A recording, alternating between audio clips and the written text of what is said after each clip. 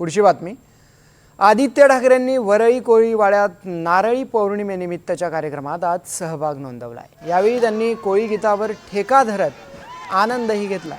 तर दुसरीकडे याच ठिकाणी शिवसेना खासदार श्रीकांत शिंदे सुद्धा उपस्थित होते। त्यांनी सुद्धा या ठिकाणी सहभाग घेत कोळी बांधवांसोबत नारळी पौर्णिमेनिमित्त आनंद घेतलाय।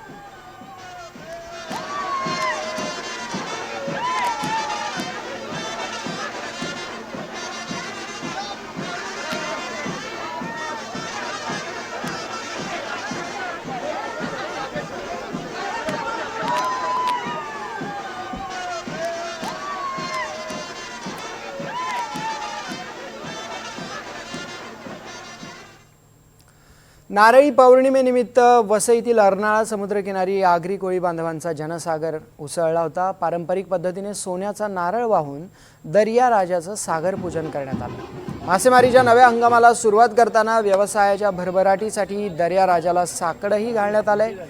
अर्नाळा ते वसई समुद्रकिनाऱ्यावर नारळी पौर्णिमेचा उत्साह शिगेला पोहोचला असून कुटुंबियांसह हजारो कोळी बांधव सागर पूजनासाठी आज एकवटले।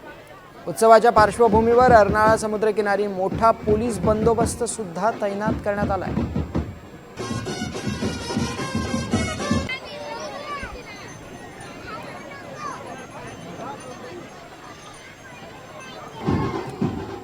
तिकडे कल्याण पश्चिमेतील छत्रपती शिवाजी महाराज चौकातून नारळी पौर्णिमेनिमित्त कोळी बांधवांनी पारंपरिक वेशभूषेत भव्य मिरवणूक काढली आहे। सागराला नारळ अर्पण करण्यासाठी निघालेल्या या मिरवणुकीत समाज बांधव मोठ्या संख्येने सहभागी झाले होते। यावेळी आमदार विश्वनाथ भोईर यांनी छत्रपती शिवाजी महाराजांच्या पुतळ्याला पुष्पहार अर्पण करत अभिवादन केले आणि कोळी समाज बांधवांना नारळी पौर्णिमेच्या शुभेच्छाही दिल्या। पारंपरिक संस्कृती, श्रद्धा आणि सामाजिक एकोप्याचं प्रतीक असलेला हा उत्सव सर्वांच्या जीवनात सुख, समृद्धी आणि आनंद घेऊन येवो अशी सुद्धा भावना त्यांनी यावेळी व्यक्त केली।